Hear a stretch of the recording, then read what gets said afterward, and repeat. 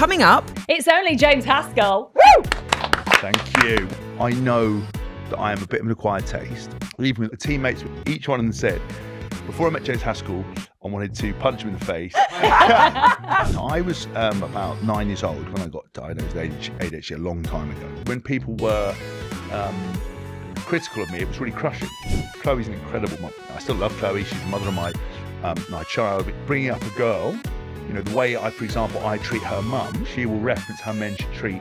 yes, that's so important. I still walk around with Bodie, and I think you can physically see women's ovaries go like. So I think James Haskell would be ashamed of this. I mean, it's not that hard. It's just throwing a giant melon, isn't it?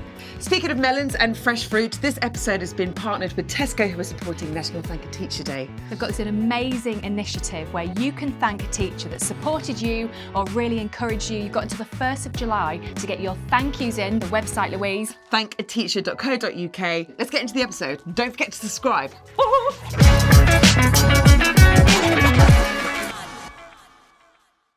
Now, he's a 77-cap England rugby powerhouse, a Six Nations Grand Slam champion, and a British and Irish Lion. It's only James Haskell. Woo!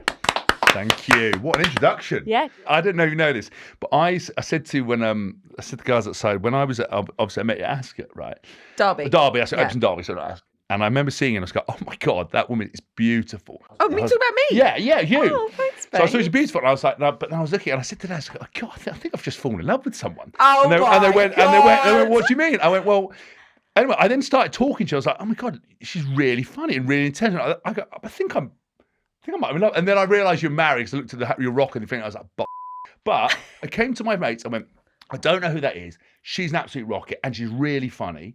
But you only spoke for about a second. That's all I need. I mean, I've just got all the chat. What can I say? I think I can tell within 5 minutes of speaking to someone whether intelligent, funny, Yeah. I've got a brain. Now, I'm attracted to people like funny and intelligent. I don't, looks are obviously really important, but like if you've got it all, then it kind of works really well. Yeah. I can't do the whole like, fake lips, fake with nothing to say vibe. It doesn't work. So I then went back to Haskell and oh damn, I think she's married. Anyway, forget about it. Then I realised I'd already followed her. And how recent was this that you It's two like met? 2 weeks ago. But anyway, I then walked. I then walked back I went back home, and then people would start tagging his photos, and then I clicked on a photo, and I was like, oh, just making sure she definitely was married. You left and immediately stopped. Yeah, I did. Off, James. Yeah, I did. Oh yes, Look at I my just page, happened just to be go like, oh, she's home. an idiot. No, I did. People were tagging. Yeah, I was yeah, like, I oh did. gosh, it's that lady. Okay, I basically stalked her, found out Yeah, that she that's was better. married, doubly confirmed she's married, and I realised I'd already followed her. And then I realised I was on the show, but I had no idea I'd already been booked to be on the show, and I didn't put two and together, have any idea. And then I got a voice note from our producer, Anya, and she said, oh, so we've got a guest coming on, James Haskell. And I was like, James Haskell? I was like, I recognise that name. I think he just slid into my DMs. And then so that's when I messaged you, and I was like, I think you're coming on my show. Yeah, I know. And I didn't know. How weird. Like, that is Were you like, weird. it's the universe, we're supposed to be together? Well, I wasn't going to say that, but it was just very weird. Say hello. I just double checked she's married. Yeah. That's it. Don't worry about it. Yeah. Live Had fine I on not the been- easy. If Had I Louise not been wasn't married, what would have been your next move? Ask you out for a drink. what's your chat up lines? How do you chat I don't to... really have any chat lines. I just talk to people. What and happened listen. on Celebs Go Dating? Well, do you know what I think? Every time I spoke to women, they always want to be heard, listened to, ask questions, and have someone that responds, and also someone doesn't talk too much about themselves. Yeah.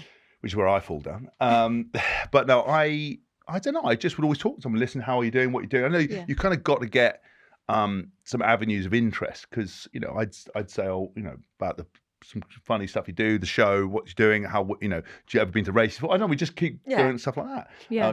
And then it just evolves really. And I listen. So the one feedback I always got from Celebs Go Dating was they were like, oh, he actually really listens. He remembers everything about me. I don't know. That is Genuinely nice. as well, yeah. Women do like that because a lot of the time, especially with our husbands, you tell them something and they're like, yeah.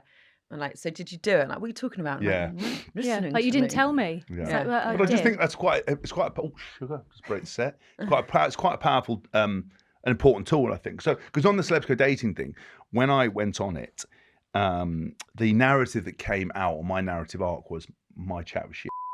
Oh, That's really? what See, they said. I saw that. Yeah. But I think you have good chat. Yeah. Were you just nervous? No, it wasn't bad. So basically, do you want the actual truth? And I don't want to dispel anything too much about Celebs Go Dating because I had an amazing experience with it. But obviously, they have to create a narrative arc for you. And obviously, the show as a premise is very interesting because kind of you've got love experts who take the job very seriously. You've got producers trying to make TV. Yeah. You've got to sew 6 celebrities' lives together, in celebrities inverted commas, and you've got to find people to date that want to be on TV. Which again is a different kind of product, so you've got to be a bit careful about that. And so there's a lot of stuff that they'd asked me to ask people, and then turn around and said, "Yeah." Oh, okay. Yeah. So then because one of the times when they got that video, when Anna, who I absolutely love, she's awesome. She's a wicked lady, and She's been on our show. Oh, she is. She's brilliant, and she they basically came up to me, and this is the true story about it. I went to this mixer. My life is spent like schmoozing people and talking to corporates and everything else. So I walked into a room. There's lots of gay guys, lots of women. I was flirting with the gay guys, flirting with the girls, chatting to everyone, multiple tables at a time. So when they came up to me and said, "How you getting on?" Right, in my head, very humble in my head, I was like, "I'm on fire here."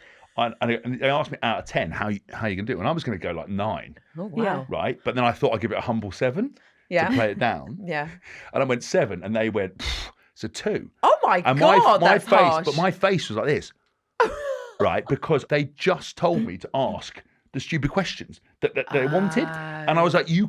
Oh, And they caught you they then. got me, and so Yeah. I was about to go. I've never in my life asked anyone what was someone's party trick, or like what are you looking for straight off the bat. All these like banal questions, but obviously there was a couple of times as well where some reason people don't give you a lot. If I talk to people who don't give me a lot back, you sort of panic a little bit. And I started asking people like, "Can you drive?" or something like that, because I'd been on a date with a girl that had said she couldn't drive and had taken 100 hours of lessons and still couldn't drive. Now, my first reaction was like, "You can fly a space shuttle in 100 hours. Like, what are you doing?" But it took me 6 times to pass my test. no, I actually found out my mum took 7 times. Oh, I don't know. So, your mum and I would get on. yeah, perfect. Oh, really? Fucking hell. Jesus Christ. Mum would love you as well. Your husband's going to kill me. Listen, No, honestly, you're in safe hands. Also, we love Chloe. Oh, yeah, Chloe's amazing. Yeah, Chloe's amazing. Chloe's amazing. But we are single, so, Yeah, that's true. So, and did she tell you to go on the show? So the thing is, it's a hard one because we obviously talked about it. They presented it to me, and I, at the time in my life, was not that keen to do a show like that. But dating and romance and affection is a very difficult topic. When you've been separate, we've been separated 3 years now. I obviously have a very close relationship with her. I massively respect her. And I had, as she had, dated people, in the loosest possible terms, had sort of, been having fun or whatever.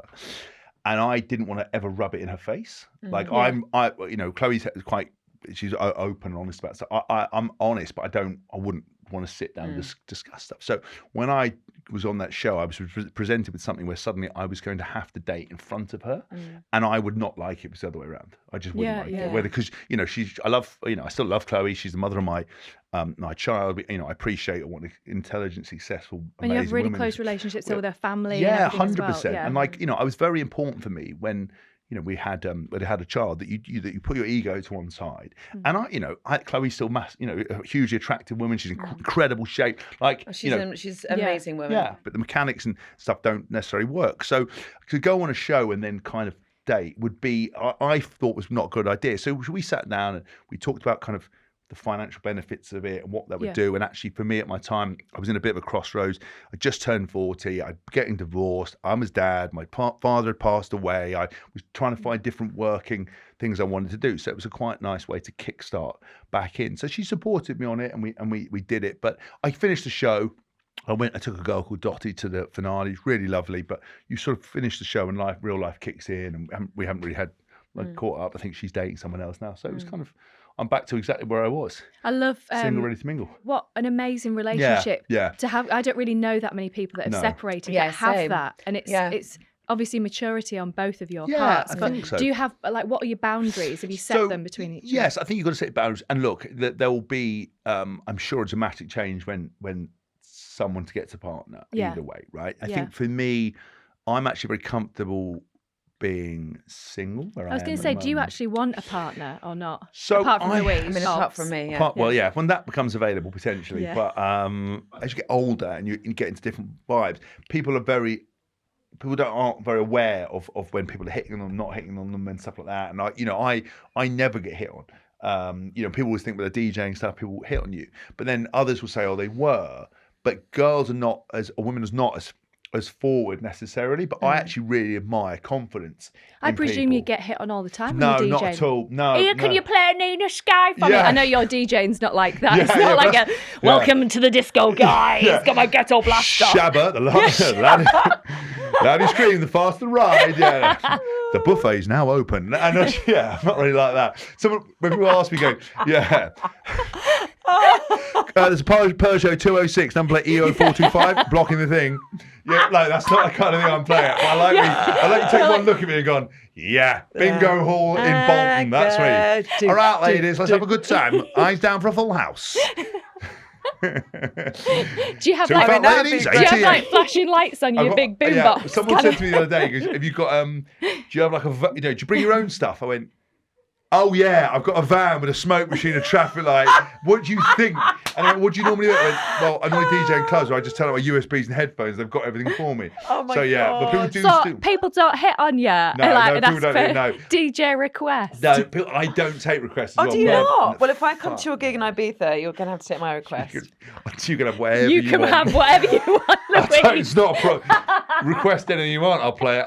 In the middle, I just stop it. I could do? Go, she's fit. I could do, look, honestly, for you, I could do anything you want. Oh my God! Right. Oh dear. Anywho, right. I think at the moment I'm very comfortable. Like I went on a dating show, and what it reinforced for me was, I'm, in words of one of the experts, I'm sapiosexual.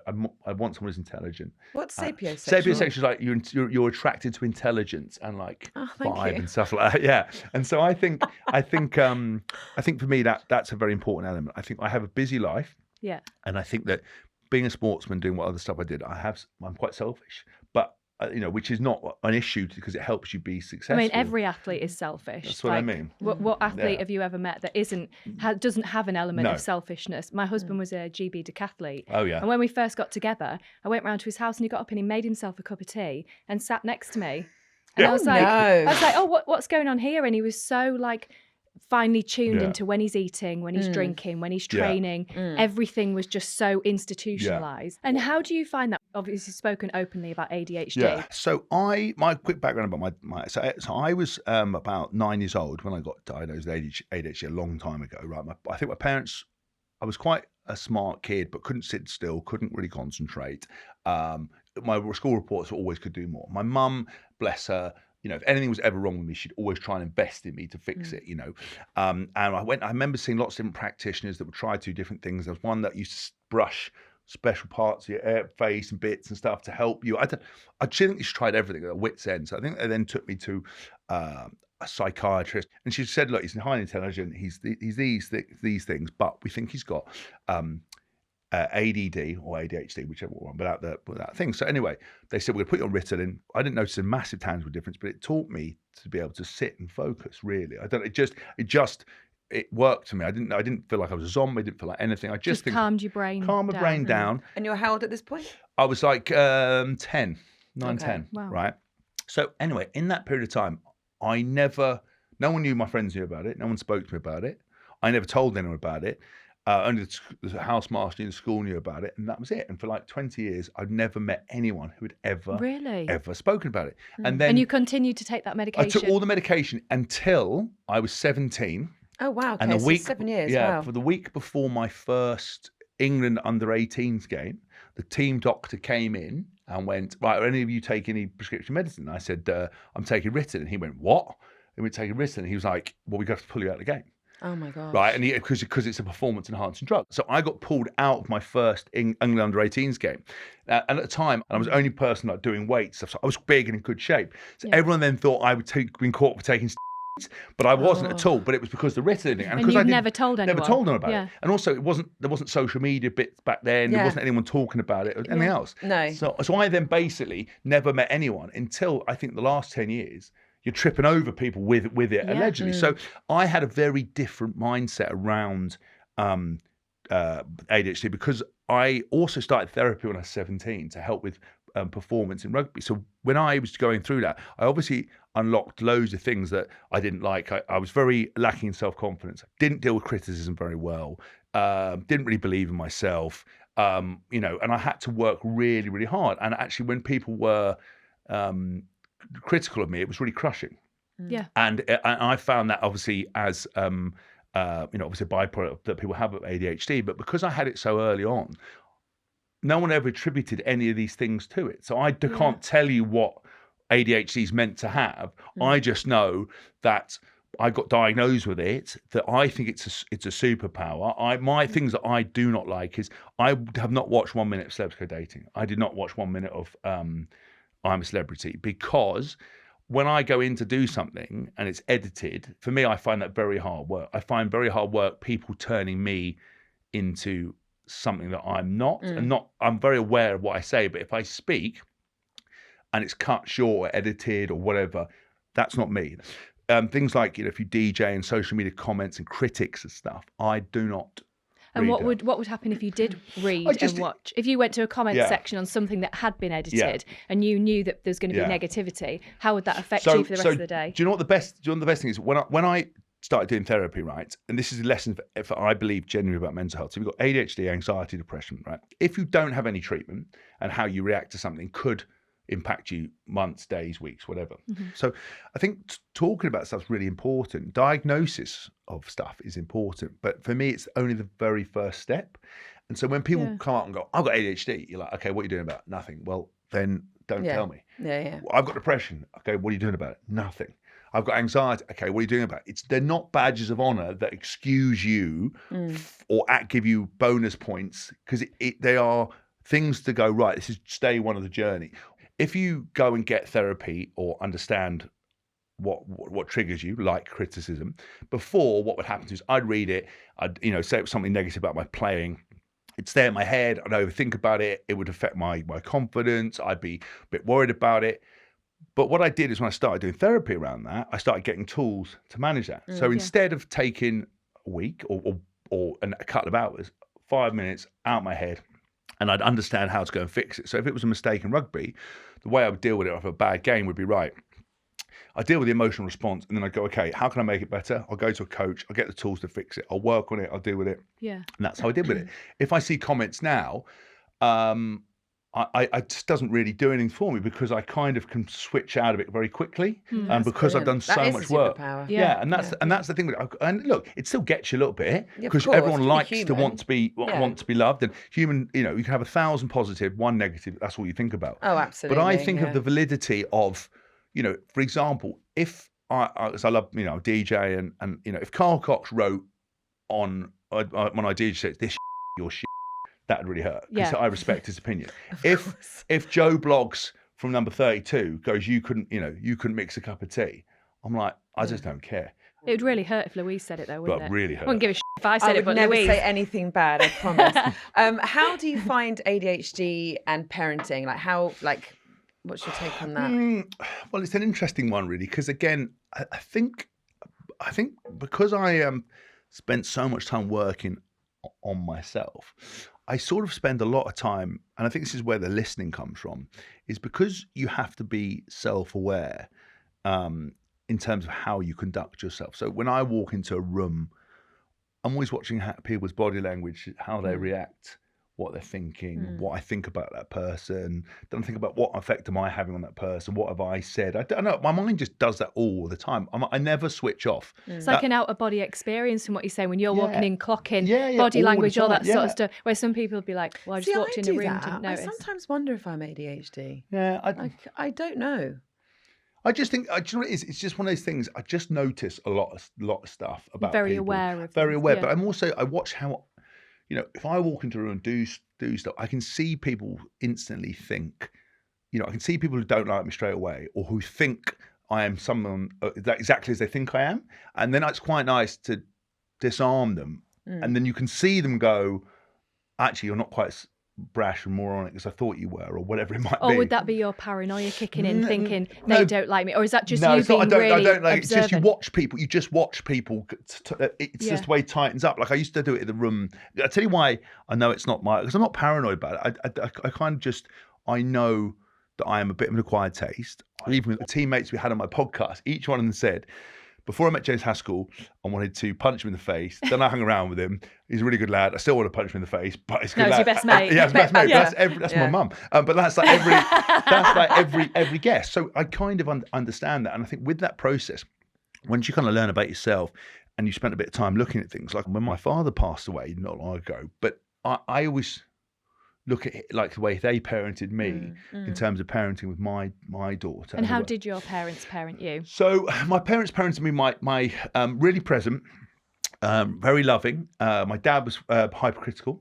My mum was always very kind of, as mums are, you know, you're amazing. They're very, very hard working. Yeah. First part of my childhood, my dad was always at work, but would come to every sports game, but would be working. And you went late. to boarding school. I went from to what boarding age? school. Yeah, I went to boarding school I started boarding from 10 to 18. And so with parenting, I'm really aware of like, what do my parents do well for me? Well, how do I make sure I set a standard for Bodie? How do I make sure that I do the things that I really like but didn't like from my parents? Yeah. And also, you know, bringing up a girl, you know, the way for example, I treat her mum is how she will reference how men should treat. Yes, and And that's why the way that you're doing it just seems amazing, Yeah. like respectful, great communication, and your relationship with But her it's just also seems brilliant. the sponges, aren't they? So I sit in the car and say someone does something in the car. You know, you say something and you're like, you can't get it right. And I'm not worried about never getting things wrong, but I always think about, like, you know, with my dad.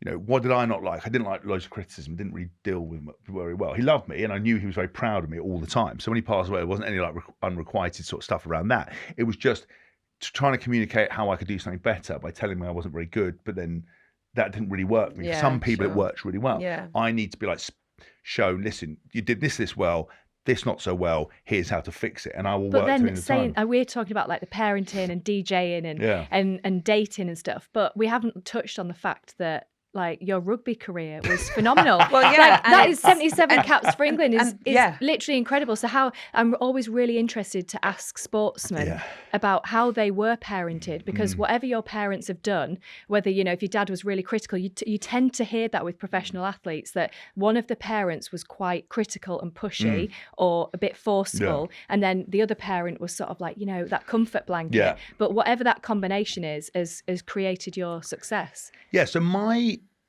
parents, so my parents were never pushy. What they were was they couldn't abide just saying no without ever trying it. If I wanted to quit or I didn't want to do it, he would always just say, look, just give it a try, give it a go. He didn't ever just thought, it's just like, you know, you just need to keep going. And he was always present for those games, came to watch every single game. Yeah. So that's that was, amazing. and came to school, that was really supportive. That's amazing. Things like, you know, I'd come back from a game and say I had a game on Sunday, he'd clean my boots for me, always have my kit. My mum would always make sure that I was that kind of support. I bet they were so proud of you. Oh my God, you would be, wouldn't you? But also, am I right in saying that your mum kind of took you to rugby lessons because of your hyperactiveness and like, my God, what am I going to do? Yeah. Like classic mum, isn't it? Like, oh my God, all this energy, like go and do something. And then from that. Yeah, I mean, I never wanted to be a rugby player, to be honest with you. So my sort of childhood was spent, I always wanted to join the army. So my dad, I think, so my mum's like upset once, got me like a BB gun. So I would go to army surplus shops as a kid, and I'd have all the, it was like back in the day, army things, like a gas mask, and I'd run around the garden pretending I was doing army missions. And, you know, I'd be out always like digging and gardening, and like, I love diggers. And so I wanted to be a digger driver. I wanted to drive a JCB. I mean, that's very cool. Yeah, very cool. But I actually did. You know, the only qualification I've got is to drive a excavator 10 ton above on any building site. Really? Yeah, that's the only thing. Cool. I know. I've got a ticket that says trained operator. I did a thing with JCB. I did it in 2 weeks. Honestly, I got every question right on the exam. Every question right on everything. And then I basically got it everywhere. And then you go on Celebs Go Dating, and they're like, that was a 2 out of 10. That was a 2 out of 10. No, so that's my fallback plan. So if I get cancelled or cancel again, I think I'll You know what you're doing, construction. Here we go. Yeah, that's what I mean. I'm really aware of like watching parents and people put their concerns onto the kids or and you will always have your biases. I think to my mum about my mum and dad, what they gave me, some of my preconditioned thoughts, about certain things, place in the world, things, so I basically don't want everyone to do that with my daughter. But I want to make sure as well that the language that I use around myself, because I think it's really important that you don't talk badly about yourself. Totally. It's really important how you talk to yourself. Yeah, because I did with this therapy, I spent a lot of time doing visualization, do it all the time. And now people are obviously getting much more into manifestation and everything else. But one of the key tools that I learned was if I ever had lots of negative thoughts, mistakes or concerns or fears, one of the things I worked with my therapist was you could stop in that moment, replay the thing in your head, visualize it going differently. And I'd do that all the time. So if I was playing a game and I was like, imagine this goes badly, and I'd stop myself going, no, I remember it goes well. And because I'd actually done it well, I could recount it. And they did it with prisoners in prison who played golf before they went in. They all did loads of visualization. Every single one of their handicaps went up without ever playing. It's a very powerful tool. There's lots of studies around it. So I always think about kind of the way you talk about yourself, even with offhand comments around my daughter, like, oh, I'm this, I'm that, I don't feel good. I always try to be very positive, not talk about myself badly. And also particularly with a little girl, you look at lots of things that women have that have had, I know lots of girls have had eating disorders and bits of bad relationships with food and all the kind of stuff, and the society's concerned with appearance. I try to I don't really know what I'm doing, but I'm trying to always make sure that, because she's a very pretty little girl, I'm like, you're beautiful, I love how fast you are, I love how intelligent you are, so funny, and try to always keep it around that kind of stuff, but very acutely aware of kind of what you're doing. And I just try to make sure you protect them as much as possible. Can I just say, I think it's really admirable, and I'm sure anyone watching will agree, that you have therapy and you're openly say that. I think there are so many men out there that would really benefit from it, but they probably think that, it's not for them or it's a sign of weakness. It's not. It is so important. It's a workout for your mind. Yeah. It's amazing. I had therapy and I loved it. It's like, this is amazing. And you can talk about yourself without sounding or feeling self-obsessed with someone. And not be judged. It's brilliant. So I think it's really admirable. Thank you. I think as well, we talk more about mental health than ever before. And I think with men, they talk about mental health a lot. But the biggest killer of men under 40 is suicide. But the honest answer is, if you want to be better at everything, you should go and speak to therapy, because it can make you a better husband. It can make you a better wife. It can make you a better parent. It can, we all got things, everyone in this room's got something going on. And it could be just as simple as you sometimes don't like what you see in the mirror. Yeah, everyone's got their own stuff going on. Exactly. Yeah. And that's what I mean. But I think what's really important is just checking in once in a while. My dad told me the one lesson that I take on everywhere with me is you can lie to everyone else, but you cannot lie to yourself. We treat this show a bit like therapy, don't we? This is our therapy. We sit and we rant and it's amazing. We talk about our parenting fails, which we have to ask you, because we ask every guest, do you have a parenting fail you can share? It's going to sound like a silly one, but it actually kind of, I ended up having this really weird emotional reaction to it. So I took my daughter for her first swimming lesson the other day, right? And obviously I'm a single parent. I know it's weird because it's sort of it seems like a domain of women to much more to say I'm a single parent. But I am a single parent. I worked it out. Chloe and I argued about it. I still have 50% of the time, essentially, but I think she would boil down to 38.9% of the time or something like that. But you still don't really know what you're doing. So I took her to go to this swimming lesson the other day, and I turned up and I booked it myself, and I got in there and I realised that you needed a swimming hat, goggles, that I hadn't brought any of the things that I was supposed to bring, and I realised just luckily managed to buy them there, but I'm sure lots of the mums there, James, would have been like, "Oh, you can have mine." I do say this. I have, as a couple of times when I sort of do walk around with Bodie when she was younger, and I think you can physically see women's ovaries go like, literally. You see a dad at the park with a baby in a carrier, and it's like, oh my God, I know. But I never put a swimming hat on a girl. Right? I don't have long hair. Oh, it's tricky. It is tricky. But so she's a little bikini and she's standing there. She's nearly 4. And I sort of putting this swimming hat on and trying to tuck her hair and realised that this little thing has just unlimited. I know these are very silly things, but this is in my head. This little child has infinite trust in me. She doesn't know what she's doing. I'm here and so I'm putting her hair in her, and then I'm trying to take her goggles off, and she's never worn goggles before, and I'm got massive fingers. And then I'm presented with this is my first moment. I'm taking my daughter to a swimming lesson. I can't believe the responsibility, and I don't really know what I'm doing. And then she's sitting there with goggles, and I don't know whether I'm right. Aww. And I had this thought, I had a bit of welled up a bit, and then she went out. And she got led away into the thing, and I was just confronted with all these emotions. And like she walked in and she's waving past the window, and it was just one of those really nice moments where you kind of, it was a nice moment, but also a stark contrast of the trust and responsibility I have, and that I have no idea what I'm doing. And none of us do, mate. No. And do you find there's a bit more emphasis on getting a bit anxious in those situations because of a lot of people know who you are? And do you ever feel that people are staring at you a little bit more? And judgy. Yeah. Do you know what? On moments like that, again, because I know like lots of people don't know what they do. Everyone makes mistakes. Yeah. I've had moments with when I first flew with Bodie, because I was out of the 2 of us, me and Chloe, I took her away first on my own.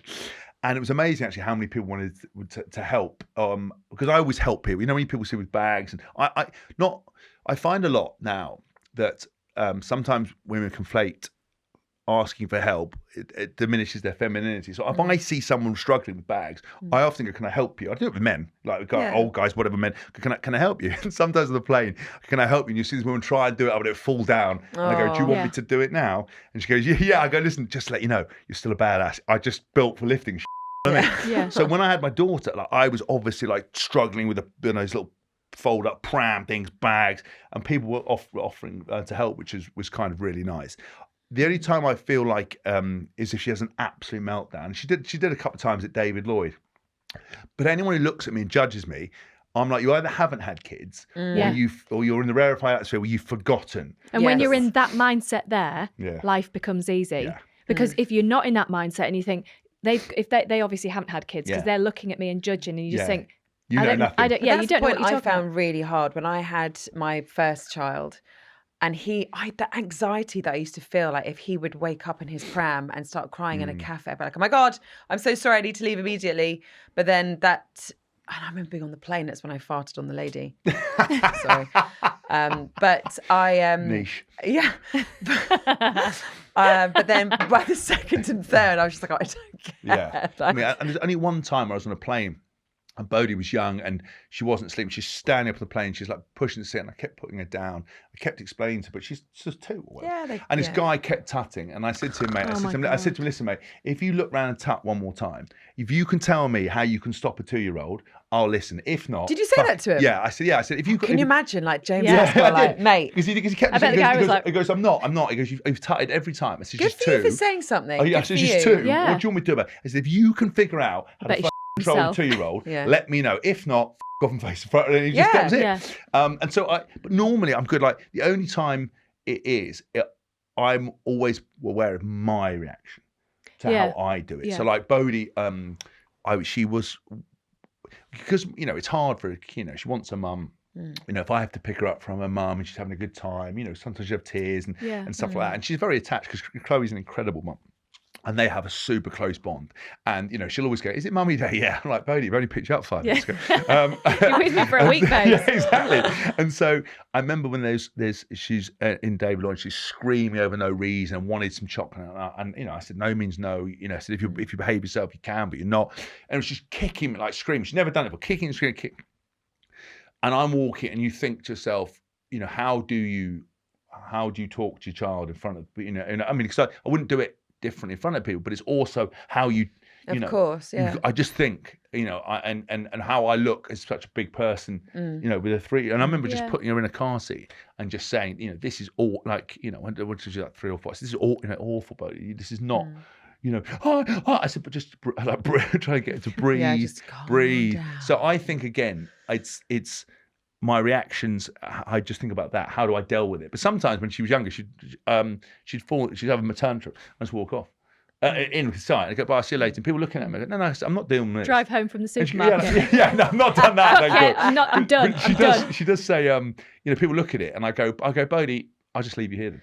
No, I think Don't, Daddy, don't leave me. And I go, well, behave yourself then. That's sort really- yourself out. Yeah. That's really interesting what you say. Like, if she's with you for a few days, has she ever woken up and wanted mummy? So she's very different with the two of us. Like Is she? night and day different. I'm a super affectionate person, very honest about how I feel, and I try to do that with my daughter. So I'm very loving with her, and like, kiss her all the time and talk to her. And I used to kiss my dad on the even until he dies. I don't care what other people think. I'm just very affectionate about stuff. So, but with Chloe, she is very, very like cutesy, like mummy, like a bit like can be a bit, snuggly in and wants this and very mumsy.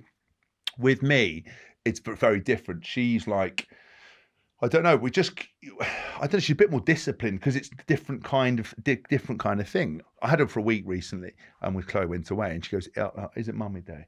And I said, "No, it's not Mummy Day." But I said, we're gonna have a great time today. And I said, "Listen, let's just worry about what today and what would you like to do." And when she comes into my room, she has to give me a cuddle. So what she does is she lets herself out of the room, opens the door, comes in with her hair, and then I go, and she goes, right, Daddy, can we go downstairs? I said, no, you know what to do. So she comes in, okay, Daddy, comes in. We have lots of cuddles, kisses, we talk about, and then she counts the ceiling lights for some reason, and then we go down. And so I always do this. I'm quite a big stickler on routine. So we go and when we have breakfast, I always make sure we sit together. I take her out. Like like in the morning, we always have a shower, clean and wash her hair. And I always find it when I'm brushing this little girl's hair, like trying to tie it in like plaits and bits. I'm like, what am I doing here? Have you seen that thing, Pints and Yes, Ponytails? I'm going to go and do that good. actually. I think it is such a good idea. great And I heard now they're initiative. going to do periods and ponytails. Yeah. It's like for Yeah. teen. I think it's so good. I read her a story every night. I'm with her, and we do loads of stuff together. She's just very different. So she does want her mum a lot. I didn't really understand that it wasn't personal, that she wanted her mum. So I'd sometimes be a bit like, it's hard. Yeah. But actually now, it's nothing to do with me. No, it's not. It doesn't mean anything. I feel like they have their favourites. Yeah. So I'm usually my daughter's favourite, but at the moment, like she prefers her dad. Yeah. And I'd be like, hang on a minute. How do you think she'd get with a stepdad? Oh! do you think our daughters will get on? I could do. She got a play date? Oh my God, I'm literally sweating. That's all right. Right, what were we talking about? Us falling in love and running away Right, together. oh my God. I can hear the producers in my ear laughing. Oh my God, I can understand now why they were like, I can't wait for this episode. Yeah, I knew they would. I know James is just saying the right things. I took my daughter swimming. Yeah, I did her hair. Well, like, Louise is like, anyway, on that note, how were you with Chloe in your relationship? How did you meet? Were you as affectionate to her? Louise is just scoping out. Yes. So we had it. So I actually, you were laughing about it to start with them.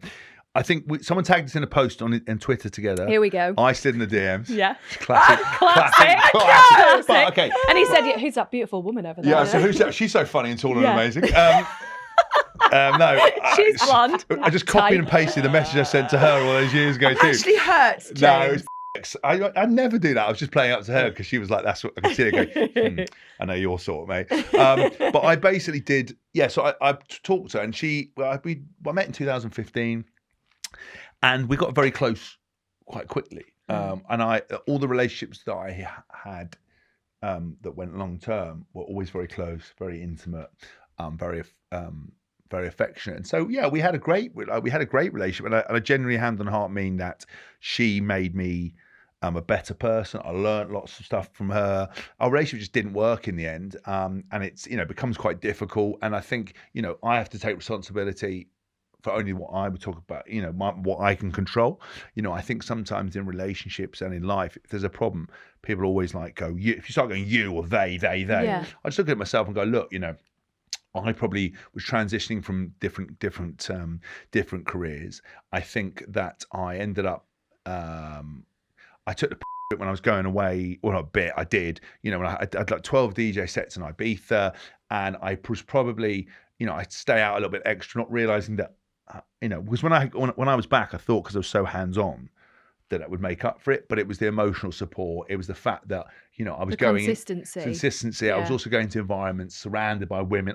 Just all the things that Sounds now awful. Yeah, that's it's a tough life. But going back in reflection, you then go, look, was I reassuring enough? No. Should I have been back there enough? No. Did I, was I selfish? Yes. And, and then obviously couples argue and stuff. And and it just became a situation where, we're better apart than we are together. But, I have to take full responsibility for my side and go, look, was I the best version of myself? No. And could I have been better? Yeah, 100%. So that's what I always stand. But and I think you've always got to remember that that relationships always are two different people seeing the world in different ways. But I think, as I said, she's amazing, and it's really important to me that whenever Bodie becomes self-aware and realizes stuff, we're both in the public eye to a certain degree. That I never wanted to sit back and read and go like, what happened here and stuff. Because one point she'll ask what's going to go on, and you got to be honest with them. Absolutely. And what's your relationship like with Richard and Julie? Yeah, I love Richard and Julie. They're great. Like, they were always really nice to me. I didn't know Chloe was their daughter until I went on a date with her, and it was the first night that we spent together, and she took me back to her parents' house, but they weren't in. And I didn't really ask. She was my parents' house. Fine. Anyway, and I remember I woke up in the night to go for a and there was a picture of Richard on the wall. And my God. I thought Chloe's into a bit of kinky shit. Oh, I was my like, God. I don't know anything like that guy. I don't know. Like, he's I'm not that type. He's like tall, dark, and handsome. I was like, this ain't going to last, is it?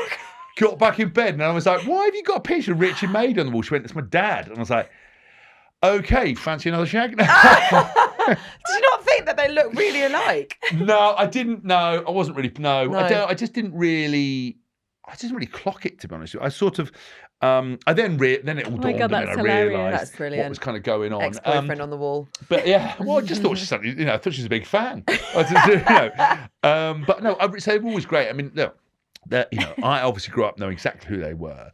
They're, TV royalty.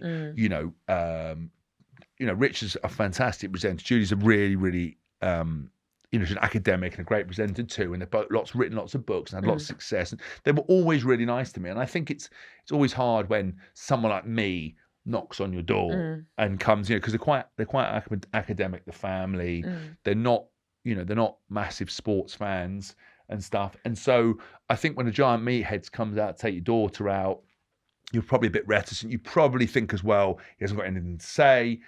And so I think they were quietly surprised about kind of how I was, and I got on well with them, and they were so kind to me and offered me support and came to watch me, do things. And one of the things I said was, after we separated, I just went to both of them and said, look, you're both massive important grandparents to Bodie. You and I have always had a good relationship. Divorces and separation are emotional. They're dark. They're difficult. They're hard. But I said, I have no issues with you guys. I said, I will never go into the details of our breakdown because it's not relevant to anyone. I will never slag your daughter off. I will never not support you, and I will always come and see you, and I will never have any beef my side. My separation's not with you guys. Now, you've got to support your child and back. You've got to do whatever you want to do, but that's important. And I think they were quite. I think they were surprised that because I wanted to get out of the way. It's the same thing I said to my mum. I said, listen, you are Bodie's grandma. We either make this all work and she has a supportive family, or we have one of those car crash families where like everyone's fighting. Which was my upbringing. Really? My parents split up when I was 4, and I don't have any memory, because it didn't happen, of my dad being in the same room as my grandfather, my mum's dad. Like, as soon as they divorced, it was like nothing. Really? And because he was the way that you and Chloe have handled your separation is very classy. And I know that it's not for everyone, but it's amazing how you've managed to do that, especially in the public eye. But my experience was very different. It was, mum had 100% custody. Dad would come round like every other weekend for an hour, and didn't really know him. Wow. But my mum never badmouthed him ever until I think we hit 21, and then she was like, and I was like, oh my God, I had no idea. So it's nice to know that Bodie's growing up in a healthy, modern family. Yeah, and look, I don't want to give people the wrong, like it's not always easy. Like you don't always get it right. Like we haven't got the miracle cure for it. It's just the only thing that from my side I always come back to thinking is it's not about me, it's about my daughter. So it's really nice that you, especially the fact you went to see Richard and Judy and kind of laid it out. Were there any other male role models in your life? Any teachers? So I had some good teachers actually. At WASP, we had a guy called Warren Gatton and Sean Edwards. Eddie Jones was the England coach. Some of the school coaches, a guy called Ben Coombs was a guy at my prep school, I remember. I'll be honest with you though, one of the biggest learning curves was coming into professional sport at essentially 16, 17. And I gave it a year, and then 20 years later I was still doing it. And that group of men around you all the time, guys like Lawrence Delalio, guys like Sean Edwards, Joe Worsley, Simon Shaw, Alex King, all these guys that I played with all kind of helped shape me as a person. And if you could thank any of these teachers or coaches, what would you say? I would just say, look, thank you for, I always just say to anyone who's had an impact on my life, thank you for taking interest. Thank you for supporting me. Thank you for putting up with me and seeing the fact that I could achieve. Because there's a lot of children in life that someone will have one impact on it. Absolutely. And how important it is, and how important it is to just think about the way you treat people, because for you that could be the only reaction you have. Absolutely. And this episode is actually partnered with Tesco, who support National Thank a Teacher Day. So anyone watching, this is your moment to go and thank the teacher or support staff or coach and thank them. And as soon as you thank them, they are in with the chance of winning £1,000 fresh Tesco fruit and veg grant, which is amazing, which will help with sporting as well. Lovely. Well, I don't think I've ever done a show with so much sexual chemistry and tension from James towards you, Louise. I mean, oh, it's all on me. I'm wearing a shirt that shows sweat rings, which is probably not the best idea. But I can look past that. Thank you, and thank you, James, for coming on our show. It's been thank you.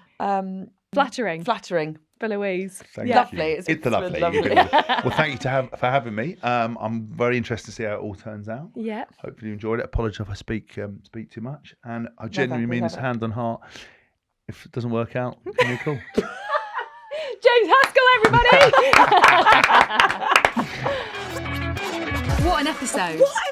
I love it when we have, I don't mean just men on the show, but dads on the show, and to hear their perspective. Yes. You know, sometimes we're a bit more sided towards the women. And it was great to hear his point of view with Chloe and everything. Yeah, it was really, really great. This is the last chance to get your thank yous in for Thank a Teacher Day. Thankateacher.co.uk. You've got until the 1st of July to thank an amazing teacher that's gone above and beyond, or support staff as well, and your school could be in with a chance of winning £1,000 of Tesco fresh fruit and veg. Amazing for nutrition, concentration for kids. It's a brilliant scheme, so make sure you do it. Do it. And the teacher and support staff are going to love you for doing it. So go and thank a teacher now. Like and subscribe. Yeah. Thanks for watching. Yeah. Thanks very much. Bye.